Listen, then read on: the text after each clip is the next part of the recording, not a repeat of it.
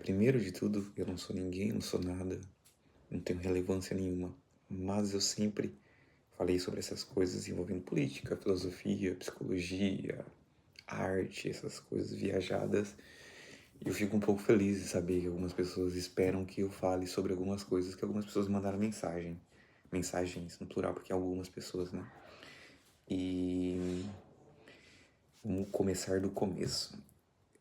Este fato aconteceu essa semana que eu não vou descrever porque é brutal e desumano, como se fosse o ápice de algo que vem acontecendo já faz tempo, tá bom? Não sei se vocês lembram, tem um roteirinho que eu escrevi aqui. Em 2015 ou 2016, quando saiu o documentário Jardim das Aflições do Olavo de Carvalho, eu trabalhava numa universidade, estudava numa universidade, e havia um movimento muito violento para que impedisse um documentário de ser passado com a pecha de ser um documentário fascista e coisas do tipo. Mas como chegamos até aqui a este ponto? Há uma cronologia, tá bom? Creio eu, essa é a minha opinião, que muito lá do iluminismo, né, Revolução Francesa e tudo isso, vem uma desumanização. Deus não está mais no centro do universo. O que está no centro do universo é o homem, a razão. Quando você esvazia moral, virtude, substitui por lógica, fica tudo como se fosse um porquê. If yes, if no. Se sim, se não. Então, este pensamento, eu acho que condiz um pouco muito com a dialética hegeliana de síntese, antítese, tese, antítese, síntese, vai gerar sempre o objetivo final é mais importante do que os meios, ou a causa vale mais, tá bom? Então, há um momento ali onde a razão e as ideias superam as virtudes e os valores. Com essa superação de virtudes e valores, que tem muito a ver com a natureza humana, há uma desumanização do outro. Então não existe mais uma outra pessoa, uma história, uma família, um CPF, um CEP. O que existe são ideias. Isso passa também, por exemplo, pela sexualização das pessoas, onde você não identifica mais uma pessoa, é um corpo a ser desejado.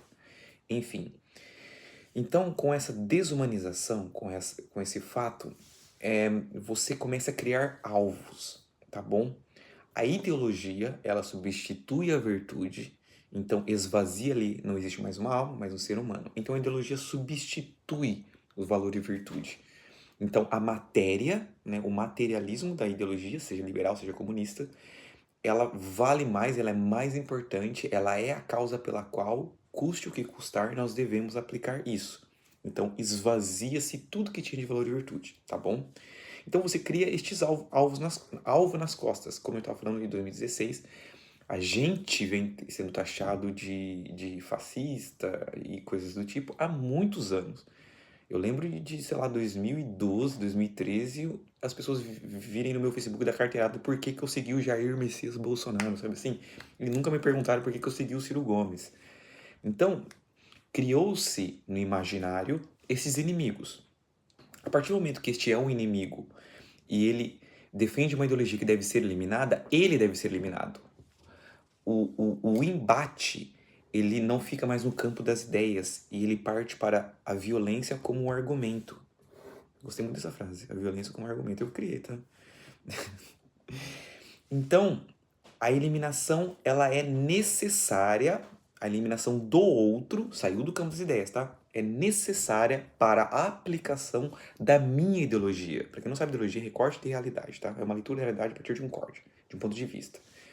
Então, não tem mais o amar o próximo como a ti mesmo. Cristo morreu na cruz por nós e pelos nossos inimigos. Então, por mais que a gente odeie as ideias das pessoas, a gente não pode odiar as pessoas. A gente pode ter um repugnamento imenso pelas ideias, pelas ações, mas não pelas pessoas.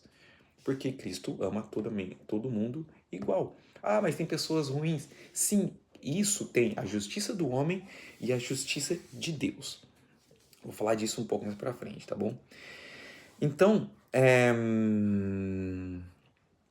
se você é uma pessoa que tem um coração bom, vou dizer assim, se você tem virtude, é bem simples de identificar. Quando você briga com alguém, quando algo ruim acontece no seu dia, assim, você fica com um pensamento, com um peso na consciência, você nem dorme direito, nem come direito. Isso quer dizer que você reconhece que você errou, que houve uma quebra ali dessa conexão moral. Isso eu esqueci como é que eu falo, assim, eu ligo muito, putz, esqueci a palavra correta, assim, mas enfim, dou muito isso à culpa católica. Por que que isso é importante? Aí volta no ponto que eu estava falando de esvaziamento de moral e virtude do cristianismo. A culpa católica, a confissão, faz com que você olhe para si e reconheça a sua miséria, os seus pecados. Por isso que eu comecei esse vídeo falando, eu não sou nada, sou ninguém, eu sou um pecador, eu sou um lixo de ser humano. Mas eu tenho um norte, uns valores e virtudes que me guiam. Então toda vez que eu caio, toda vez que eu falho, toda vez que eu peco, eu olho para aquilo e falo, pô, preciso tomar minha direção, preciso colocar meu coração nessa direção, preciso colocar minha cabeça nessa direção, que é o céu, que é Cristo, para mim, tá bom? Então quando se perde esses valores, fica só a razão, entendeu? Eu tava falando, voltamos para isso. Então,